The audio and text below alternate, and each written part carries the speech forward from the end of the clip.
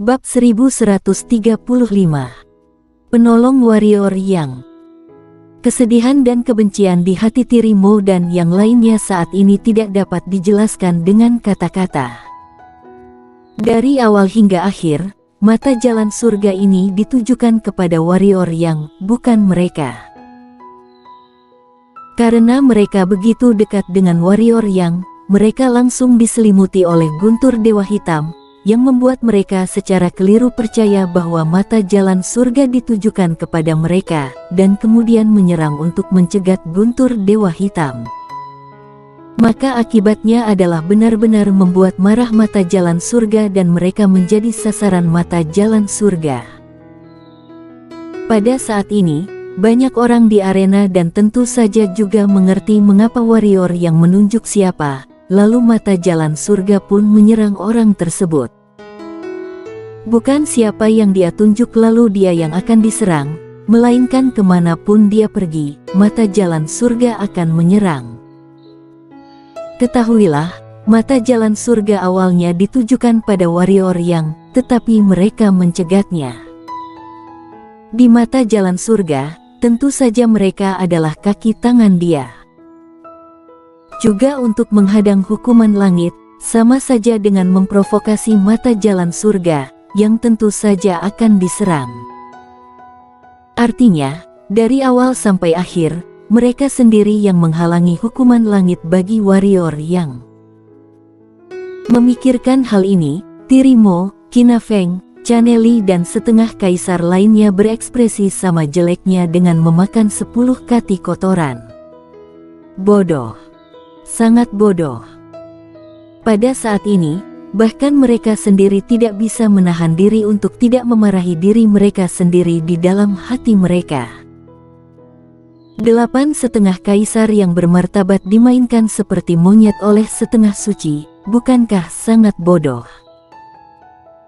Saat ini, Tirimo dan setengah kaisar lainnya semua memandang warrior yang dari kejauhan. Jika mata bisa membunuh, sekarang warrior yang telah berubah menjadi abu. Di arena Bendico Xiao dan yang lainnya benar-benar tercengang ketika melihat guntur dewa itu jatuh ke arah warrior yang, mereka tidak pernah membayangkan bahwa mata jalan surga akan tertuju pada warrior yang. Warrior yang baru setengah suci. Bagaimana mata jalan surga ini bisa tertuju padanya? Di kejauhan, warrior yang memandang guntur Dewa Hitam yang turun dari langit, tapi matanya tenang. Dia sudah sering berurusan dengan mata jalan surga, dan dia tidak asing dengan benda ini. Bang! Sebuah pilar darah menyembur dari tubuhnya, dan ruang yang mengecil di sekelilingnya langsung tersapu, tapi itu diperbaiki dalam sekejap. Pergelangan tangan warrior yang bergerak sedikit, dan pedang darah muncul di tangannya.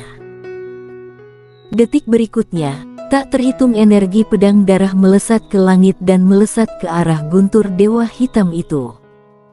Bang bang bang. Ujung langit terdengar raungan, dan tak lama kemudian guntur Dewa Hitam dan energi pedang darah itu berhamburan di udara. Warrior yang mengabaikan mata jalan surga, dia memandang Zuni di atas kapal awan, lalu mengarahkan pedang darah di tangannya ke setengah kaisar keluarga Mo di kejauhan, dan berkata, "Ledakan, ledakan tanpa ampun, keluarkan semua batu kecubung dan ledakan dengan keras." Batu kecubung itu minta saja ganti rugi kepada dekan. Sambil berkata, warrior yang melihat ke Bendico Xiao dan berkata, "Pak Tua Xiao, bisakah kamu menghentikan orang yang di atas?" Bendico Xiao mengangkat kepalanya dan melirik Kordo Mo di ujung langit, lalu berkata, "Bahkan jika tidak bisa menghentikannya, juga harus menghentikannya." Sambil berkata, dia menyerang ke langit dan menyerang ke arah Kordo Mo. Di samping, Liana Xiao melirik Bendico Xiao dengan sedikit kekhawatiran di matanya. Pada saat ini, warrior yang berkata lagi, "Senior Liana Xiao, pergi bantu dekan, aku bisa menanganinya di sini." Benarkah?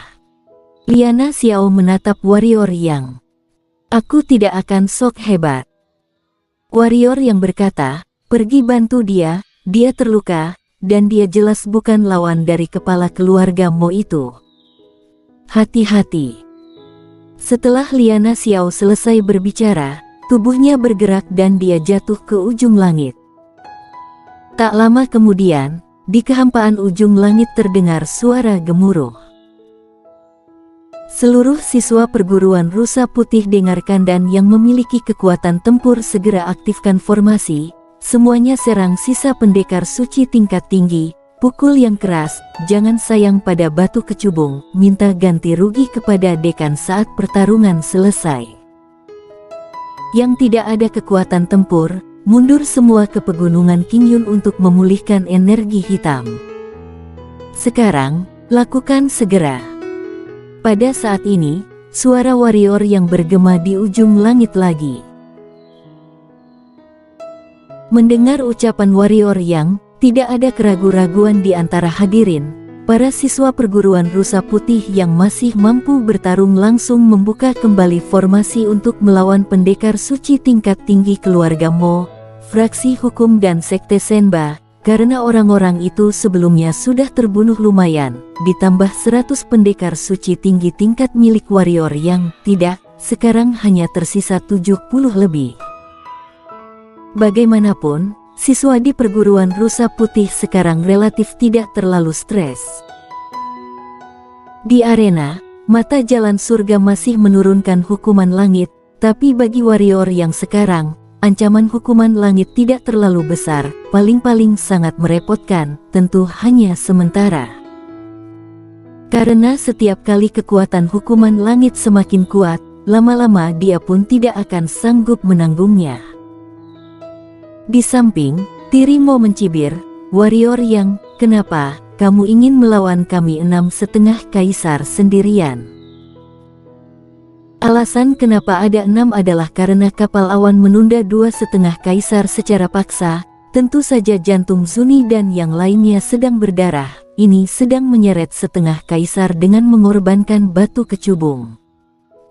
Warrior yang menarik napas dalam-dalam dan berteriak, tolong. Tolong. Melihat adegan ini, mulut Tiri Mo dan yang lainnya berkedut, meminta bantuan. Bukankah warrior yang ini bodoh? Di arena, Zuni dan banyak murid perguruan Rusa Putih mendengar perkataan warrior yang dan hampir jatuh, tolong. Mereka mengira warrior yang pasti punya kartu andalan, mereka tidak menyangka warrior yang akan meminta bantuan. Saat ini, siapa yang akan membantu perguruan Rusa Putih? Di samping, wajah Tiri Mo dan yang lainnya penuh dengan sarkasme, dan berkata, warrior yang, aku sangat terkesan dengan ikmu. Ayo, kamu berteriak 2 kali lagi, aku mau lihat, siapa yang akan datang untuk menyelamatkanmu, siapa yang berani menyelamatkanmu. Warrior yang mengangkat bahu dan berkata, beri sedikit muka, cepat keluar. Tidak ada siapa-siapa. Wajah Tiri Mo dan yang lainnya menjadi semakin sarkastik. Pada saat ini, Tiri Mo berkata lagi, warrior yang, aku pikir kamu adalah karakter hebat pada awalnya, tetapi sekarang tampaknya kamu hanya badut. Tidak ada yang akan datang ke sini untuk selamatkan perguruan Rusa Putih, tidak ada yang berani datang.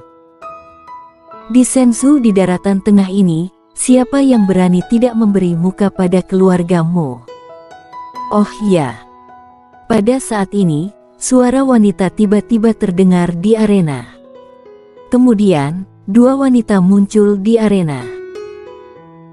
Salah satunya mengenakan kain rami dan bertelanjang kaki, dengan rantai besi hitam legam melilit tubuhnya. Yang lain mengenakan gaun putih panjang, memeluk rubah di lengannya, terlihat sangat feminim. Melihat kedua gadis itu, Tiri Mo dan yang lainnya tiba-tiba mengerutkan kening, dengan sedikit keraguan di matanya. Para ketua aula Istana Alam Baka semuanya misterius dan jarang terlihat, sehingga tidak heran jika mereka tidak mengenal Hades. Warrior yang sedikit terkejut ketika melihat kedua gadis itu, dia sudah merasakan aura Hades sebelumnya, tetapi dia tidak menyangka bahwa Sun Kangol ini juga akan datang.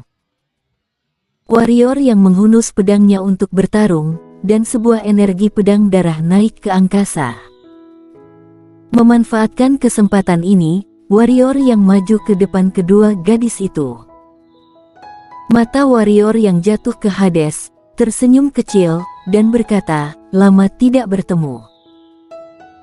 Sambil berkata, dia melihat kembali Sun Kangol di samping, dan berkata, "Cek, kamu cepat sekali majunya, sekarang kamu pendekar suci tingkat menengah." Sepertinya mereka berdua berteman sangat baik. Sun Kangol menatap warrior yang, lalu menundukkan kepalanya untuk membelai rubah di tangannya. Diabaikan. Warrior yang tidak merasa malu, tersenyum, lalu menarik Hades ke samping dan berkata, "Kenapa dia ada di sini?" Hades datang, dia tidak terkejut, dia membuat masalah yang begitu besar di Shenzhou di daratan tengah. Hades pasti tahu, dengan karakter pihak lain, dia pasti akan datang. Bukannya dia sombong, karena jika Hades dalam masalah, dia pasti akan langsung pergi bantu. Dalam hatinya, Hades adalah seorang teman, dan dia percaya bahwa Hades pasti sama.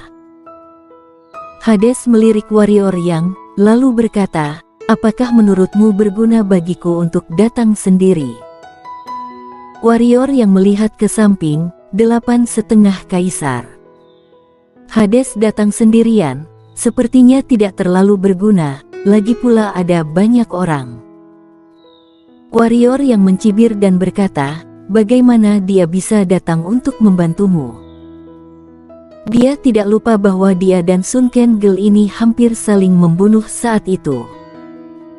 Bahkan jika pihak lain tidak menyimpan dendam, juga tidak akan datang untuk menolongnya. Hades berbisik, "Dia berhutang budi padaku, dan sekarang dia datang untuk membayarnya." "Kamu datang, apakah istana alam baka tahu?" tanya warrior yang lagi. Hades menggelengkan kepalanya sedikit. "Jika mereka tahu, apakah mereka akan menyalahkanmu karena ikut campur dengan perguruan rusa putih dan keluargamu?" Warrior yang masih lebih khawatir tentang ini. Hades melirik warrior yang dan berkata, "Tidak ada yang akan peduli dengan kami." Warrior yang masih akan berbicara, ketika Tirimo di samping tiba-tiba berkata, "Aku tidak tahu siapa kalian berdua." Dia tidak bodoh. Fakta bahwa kedua wanita ini berani datang ke sini membuktikan bahwa mereka tidak takut pada keluarga Mo, atau mereka memiliki kekuatan. Hades mengabaikan Tirimo, tetapi menatap warrior yang dan berkata, "Setelah urusan berakhir, sekalian bergabung saja dengan kami." Warrior yang tertegun, lalu berkata, "Kenapa? Lupakan saja, sebaiknya kamu tidak datang." Hades menambahkan, "Jika kamu datang, aku khawatir kami tidak akan memiliki kedamaian di sini." Dari saat dia bertemu warrior yang, masalah warrior yang tidak pernah berhenti. Selain itu, dia menyebabkan lebih banyak masalah setiap saat. Sebenarnya dia sangat ingin bertanya pada warrior yang, "Kenapa kamu masih bisa hidup hingga saat ini?" Orang-orang mereka di istana alam baka termasuk sangat arogan, tetapi dibandingkan dengan warrior yang, mereka termasuk sangat rendah hati. Warrior yang. Setelah beberapa saat, warrior yang menggelengkan kepalanya sedikit, lalu berkata, "Terima saja takdirmu, siapa suruh kamu dan aku berteman?" Mulut Hades berkedut, dia memandang warrior yang dan berkata, "Setelah beberapa tahun, kulitmu tidak hanya menebal, tetapi kamu juga telah belajar menjadi bajingan." Warrior yang. Cukup. Pada saat ini, Tirimo di samping tiba-tiba berteriak dengan marah, "Kalian berdua, tidak peduli siapa kalian atau dari mana asalnya, sementara aku tidak berubah pikiran, segera pergi dari sini, jika tidak, aku akan membuat hidup kalian lebih buruk dari kematian." Mengikuti teriakan marah Tirimo, rubah di lengan Sun Kengel tiba-tiba bergerak. Melihat adegan ini, Sun Kengel dengan cepat menepuk rubah dengan ringan. Setelah beberapa saat, rubah tertidur kembali dengan tenang. Pada saat ini, Sun Kengel tiba-tiba menatap Tirimo, ada es di matanya.